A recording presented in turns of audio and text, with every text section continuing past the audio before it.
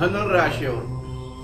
ಈ ಧನಸ್ಸು ರಾಶಿಗೆ ಅಧಿಪತಿ ಗ್ರಹ ಗುರುಗ್ರಹ ಸಪ್ತಮ ಸ್ಥಾನದಲ್ಲಿ ಇದ್ದ 5 ವಾರ ತನಕ ವ್ಯಾಪಾರ ವ್ಯವಹಾರದಲ್ಲಿ ಅನುಕೂಲ ಆಗಿರುವಂಥದ್ದು, ಎಲ್ಲ ರೀತಿ ಶುಭ ಯೋಗಗಳು ನಿಮ್ದಾಗಿರುತ್ತೆ.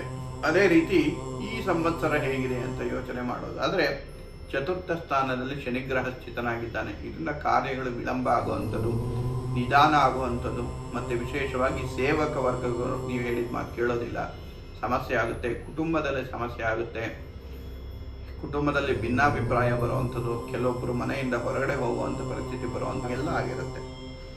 ಅದೇ ರೀತಿಯಾಗಿ ಈ ನಿಮಗೆ ಅಷ್ಟಮ ಸ್ಥಾನಕ್ಕೆ ಗುರುಗ್ರಹ ಬರ್ತಾ ಇದ್ದಾನೆ. ಇದರಿಂದ ನಿಮಗೆ ಪ್ರಮುಖವಾಗಿ ಆರೋಗ್ಯದಲ್ಲಿ ಒಂದು ತುಂಬ ವ್ಯತ್ಯಾಸ ಆಗುವಂಥ ಯೋಗಗಳು ಇರುತ್ತೆ. ಆದ್ದರಿಂದ ಈ ಧನುಸ್ಸು ರಾಶಿಯವರಿಗೆ ಆರೋಗ್ಯದ ಬಗ್ಗೆ ಹೆಚ್ಚಿಗೆ ಗಮನ ಕೊಡಬೇಕಾಗುತ್ತೆ. ಅದೇ ರೀತಿ ನವಮ ಸ್ಥಾನದಲ್ಲಿ ಕೇತು ಗ್ರಹ ಇದ್ದಾನೆ, ತೃತೀಯದಲ್ಲಿ ರಾಹು. ಈ ತೃತೀಯದಲ್ಲಿ ರಾಹು ನಿಮಗೆ ಶುಭ ಫಲವನ್ನೇ ಕೊಡ್ತಾನೆ. ನೀವು ಯಾವುದೇ ಹೊಸ ವ್ಯಾಪಾರ ವ್ಯವಹಾರ ಮಾಡಿದ್ರೂ ಕೂಡ ಅದರಲ್ಲಿ ನಿಮಗೆ ಒಳ್ಳೆಯ ಲಾಭ ಬರುವಂಥದ್ದು ಮತ್ತು ಒಳ್ಳೆಯ ಅಭಿವೃದ್ಧಿ ಆಗುವಂಥದ್ದು, ಒಂದು ಶುಭ ಯೋಗಗಳು ನಿಮಗಿರುತ್ತೆ.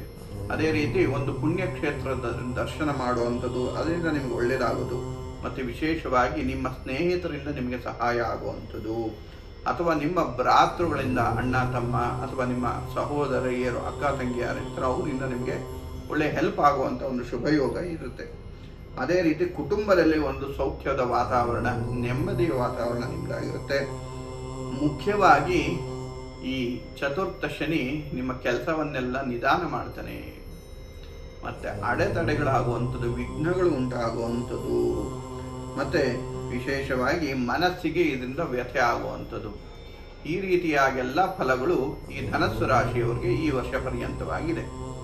ಆದ್ದರಿಂದ ಪ್ರಮುಖವಾಗಿ ಈ ಧನಸ್ಸು ರಾಶಿಯವರು ಆಚರಣೆ ಮಾಡಬೇಕಾಗಿರುವಂಥ ಪರಿಹಾರ ಏನು ಅಂತ ಅಂದರೆ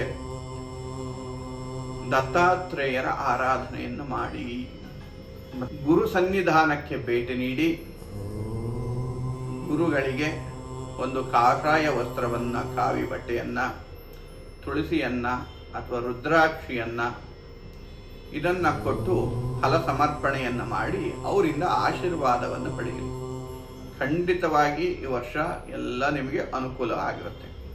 ಅದೇ ರೀತಿಯಾಗಿ ಈ ಧನಸ್ಸು ರಾಶಿಯವರಿಗೆ ಶುಭ ವರ್ಣ ಯಾವುದು ಅಂದರೆ ಯೆಲ್ಲೋ ಕಲರ್, ಹಳದಿ ಬಣ್ಣ ಇದ್ರೆ ತುಂಬ ಚೆನ್ನಾಗಿ ಆಗಿಬರುತ್ತೆ.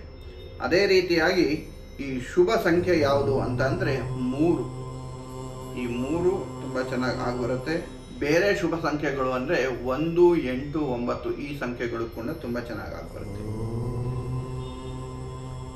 ನಾನು ಹೇಳಿರುವಂಥ ಪರಿಹಾರವನ್ನು ತಪ್ಪದಿರ ಮಾಡಿ, ಖಂಡಿತ ಈ ವರ್ಷ ಪರ್ಯಂತ ನಿಮಗೆ ಒಳ್ಳೆಯದಾಗುತ್ತೆ. ಆ ಭಗವಂತನ ಅನುಗ್ರಹ, ಗುರುವಿನ ಅನುಗ್ರಹ ಸದಾಕಾಲ ನಿಮ್ಮ ಮೇಲೆ ಇರಲಿ. ಒಳ್ಳೆಯದಾಗಲಿ. ಧನ್ಯವಾದ.